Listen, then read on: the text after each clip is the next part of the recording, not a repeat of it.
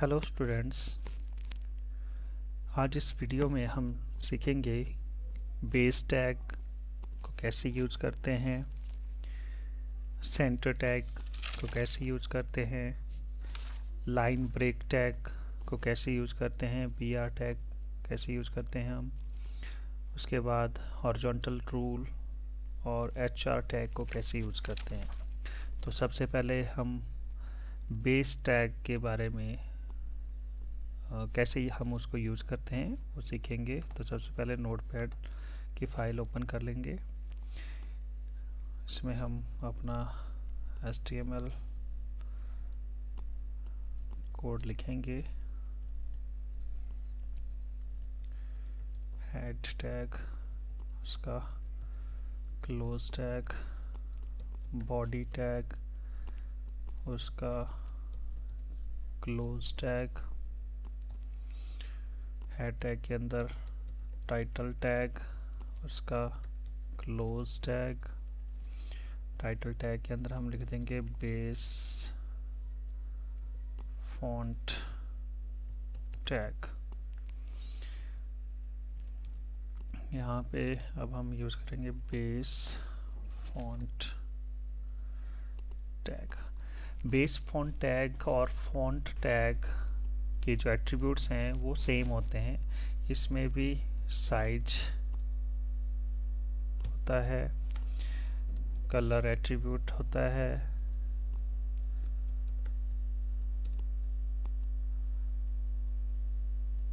और face tag होता है। इसको आप यूज़ कर सकते हैं। ये हम लिख देते हैं हेलो, हम लिख लेते हैं the following text is base font tag text. उसके बाद हम साथ में फॉन्ट टैग भी यूज़ करते हैं ताकि दोनों में क्या डिफरेंस है वो आपको पता लग जाए। तो देखिए सेम यहाँ पे ये एट्रीब्यूट, इनको हम कॉपी करके यहाँ पे पेस्ट कर लेंगे ताकि हमारा जो समय है वो बच जाए। तो रेड, यहाँ पे मैं कुछ और टैग यूज़ कर देता हूँ और यहाँ पे मैं साइज इसका कुछ और ले लेता हूँ। उसके बाद हम इसके अंदर ये फॉन्ट टैग है, this text is font tag text.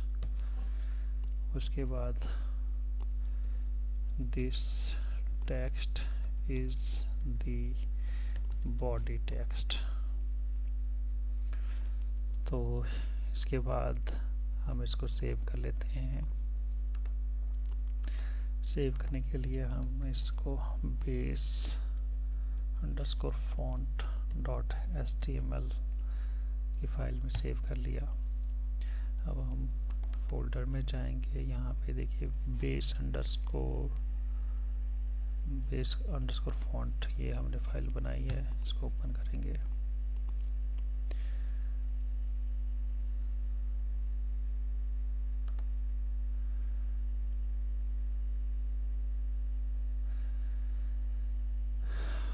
अब देखिए जो हमने फॉन्ट टैग को यूज़ किया तो उसका जो एट्रीब्यूट्स, जो उसकी प्रॉपर्टीज हमने सेट की, साइज 4 है, कलर रेड है और वर्दाना जो है इसका फॉन्ट है, फेस है, फॉन्ट फैमिली। और जो बेस फॉन्ट है उसमें साइज हमने 5 रखा है, कलर ब्लू, फेस एरियल। ये गूगल क्रोम में इसलिए शो नहीं हो रहा है क्योंकि जो बेस फॉन्ट टैग है वो उसको एक ही ब्राउज़र सपोर्ट करता है, वो है इंटरनेट एक्सप्लोरर।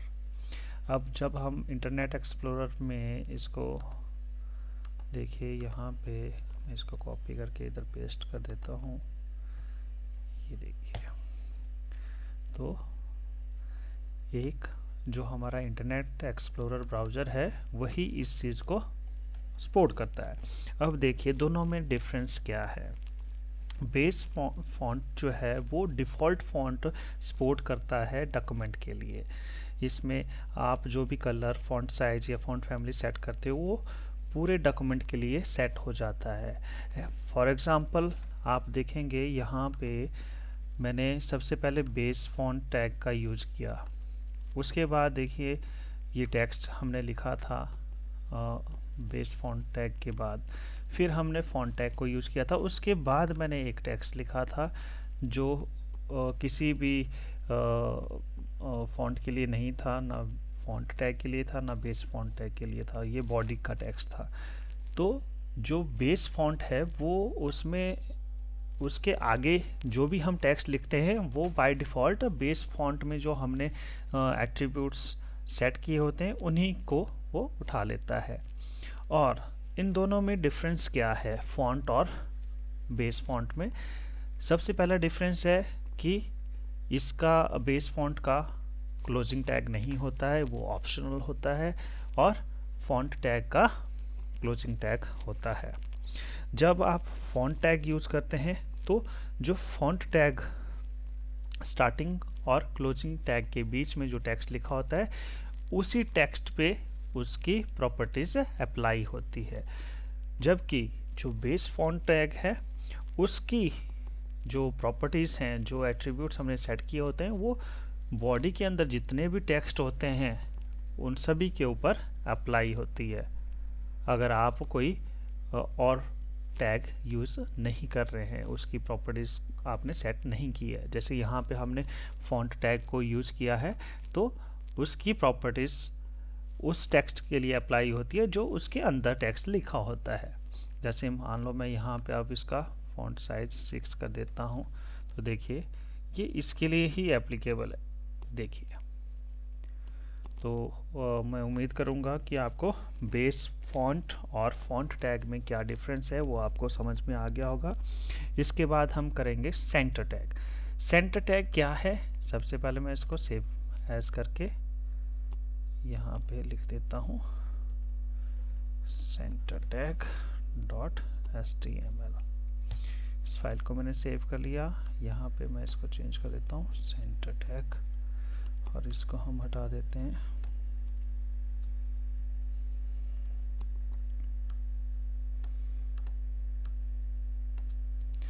देखिए सेंटर टैग एक पेयर्ड टैग है, उसका साथ ही भी आपको लिखना पड़ेगा, और जो भी टेक्स्ट आप इसके बीच में लिखेंगे वो आपके ब्राउज़र के बिल्कुल सेंटर में आपको दिखेगा। ये देखिए यहाँ पे ये सेंटर टैग, ये देखिए ये बिल्कुल सेंटर में, तो ये सेंटर टैग था। इसके बाद हम करते हैं लाइन ब्रेक टैग, जिसको कि BR टैग कहते हैं। तो उसके लिए हम इसको सेव एज कर लेते हैं। इसको हम लिख देते हैं लाइन ब्रेक .html।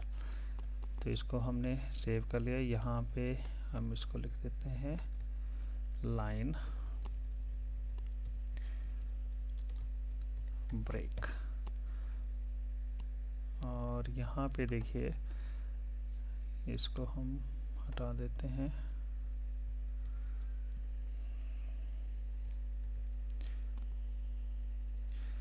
जैसे हमारे पास ऑलरेडी टेक्स्ट है तो मैं यहाँ पे BR टैग यूज कर लेता हूँ एक बार, और यहाँ पे अगर 2 बार BR टैग बेसिकली हम यूज़ करते हैं अगर हमने लाइन को ब्रेक करना है।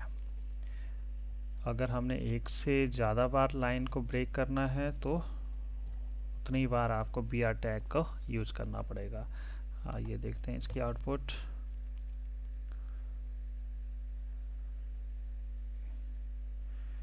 यहाँ पे लाइन ब्रेक, ये देखिए। तो ये देखिए अब मैं आपको दोनों चीज़ें साथ में दिखाता हूँ। ये देखिए एक बार हमने ईच के बाद लाइन ब्रेक यूज़ किया तो नई लाइन में आ गया द बॉडी। उसके बाद 2 बार BR टैग यूज़ किया तो 2 बार एक दो बार जो है लाइन ब्रेक हुई, एक बार यहाँ से और एक बार खाली लाइन से ब्रेक हो गया। तो इस तरह से ये आपकी आउटपुट दिखाई देगी। इसी के साथ अब हमारा नेक्स्ट जो टॉपिक है वो है हॉरिजॉन्टल रोल। तो हॉरिजॉन्टल रोल के लिए हम इसको पहले सेव कर लेते हैं फाइल को .html।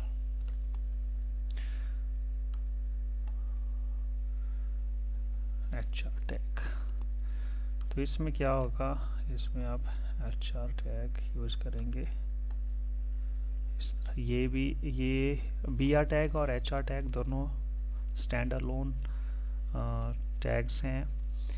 एम्प्टी टैग्स जिनको कहते हैं, जिनका कोई पेयर टैग नहीं होता है, साथी नहीं होता है, वो अकेले ही होते हैं। तो आइए देखते हैं इसकी क्या आउटपुट आएगी।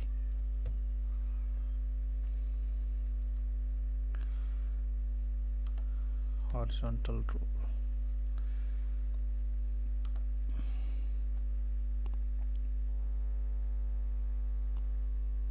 ये देखिए हमने दो बार HR टैग यूज़ किया तो दो बार जो है यहाँ पे लाइंस आपको दिख रही हैं।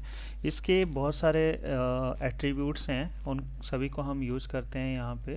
तो सबसे पहले हम यूज़ करते हैं साइज़ जो है उसमें आप इसकी हाइट स्पेसिफाई करते हैं।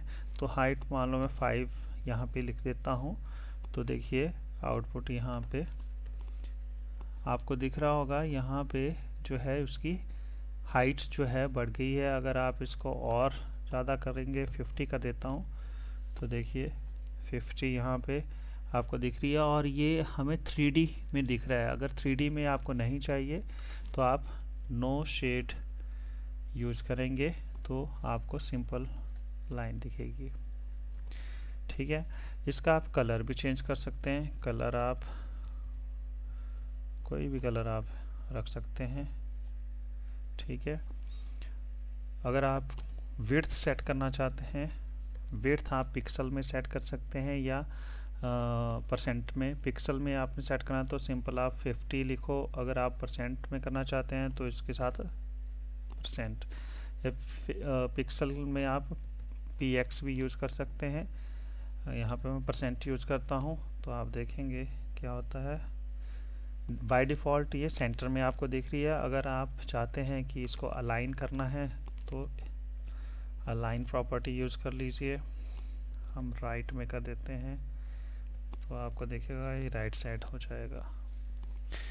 इसी के साथ इसकी और प्रॉपर्टीज़ है। विड्थ हमने कर लिया, विड्थ कर लिया, साइज कर लिया, अलाइन कर लिया, नो शेड कर लिया। इसके साथ इसकी कलर प्रॉपर्टी हमने पांचों जो इसके एट्रीब्यूट्स है वो हमने यूज़ कर लिए। तो मैं उम्मीद करूँगा कि आप सभी को ये वीडियो जो है वो आपने ध्यान से देखोगे और जो भी आपको इस वीडियो में बताया है उसको समझोगे। और ये जब आप क्लासेस ज्वाइन करेंगे ICT लैब में, इसको आप प्रैक्टिस करेंगे, बार बार देखेंगे तो आपको सारी चीज़ें अच्छे से समझ में आ जाएंगी। अगर फिर भी आपको कोई इसमें क्वेरीज होगी तो आप मुझे जो हमारा व्हाट्सएप ग्रुप है ऑनलाइन क्लासेस का, उस पर आप मैसेज कर सकते हैं। Thank you.